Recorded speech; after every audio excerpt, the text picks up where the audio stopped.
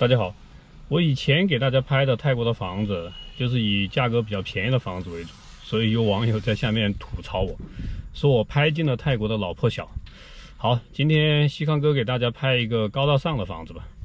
这个房子就是芭提雅最有名的网红楼盘 The Base， 相信很多中国人都知道，特别是去芭提雅旅游的人，很多人都去那里住过，然后拍了那些很漂亮的无边泳池的海景的照片。你经常坐双条车经过中天二路芭提雅二路的时候，经过那个楼盘，就看到很多中国人，很多中国的游客拖着行李箱在那里等候排队等候入住，所以那也是一个大家做短租房的可以说是一个圣地吧。这个楼盘有3个特点，第一就是它的位置特别的好，就是芭提雅真正的黄金口岸，就挨着那个Central Festival尚泰百货非常的近，在芭提雅二路上面。第二点的话就是它的无边泳池，这就是个网红的泳池，很多中国人到那里是必须到那里去住一晚上，然后拍一张在无边泳池游泳，背后是壮阔的海景的芭提雅海湾的这样一张照片。这第3个特点的话，它的优势的话就是它可以做日租房，它的物业是允许你做日租房的，这样的话就提升了这个房子的价值。现在在地图上给大家看一下这个 U 型的房子就是 The Base。你看它的位置这边这个就是芭提雅夜市，然后在旁边这个就是 Central Festival 尚泰百货，这里就是整个芭提雅最市中心的位置，所以它的地理位置真的是非常的好。但是它现在面临一个很大的一个威胁，就是什么呢？你看它的最大的卖点就是那个无边泳池，它整个是一个 U 型的建筑嘛，然后它相当于有个北楼有个南楼，它的无边泳池就在它的南楼的屋顶上，大家看见没有？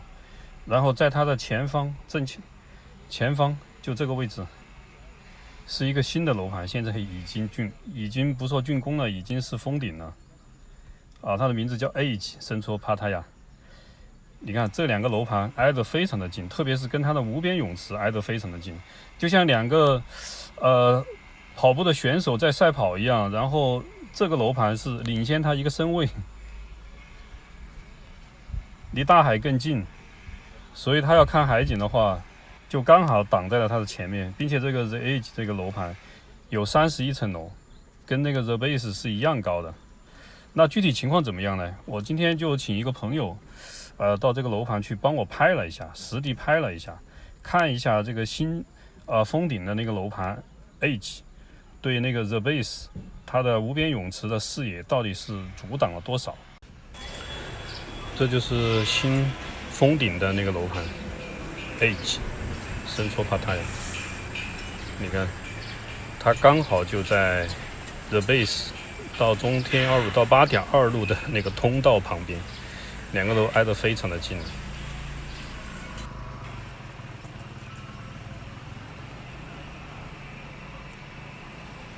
这个就是 The Base， 它就是一个 U 型的建筑，房子从外观来说还是非常的漂亮的。这是它的大堂，以前人来人往的，就像一个酒店的熙熙攘攘的大堂一样，现在已经人去楼空了。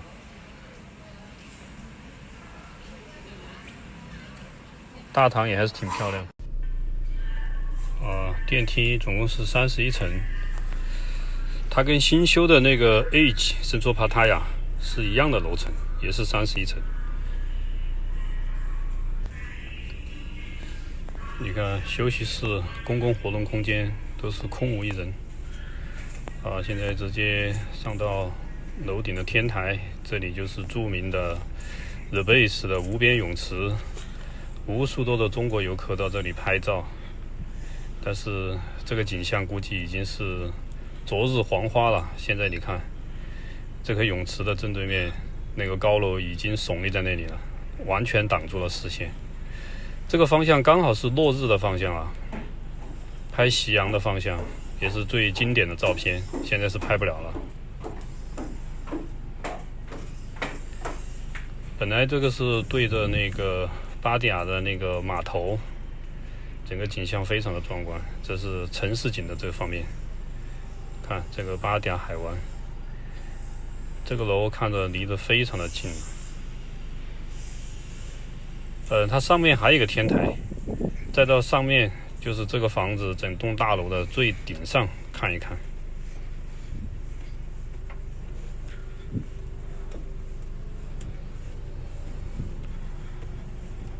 你看，往这个方向还是一览无余的，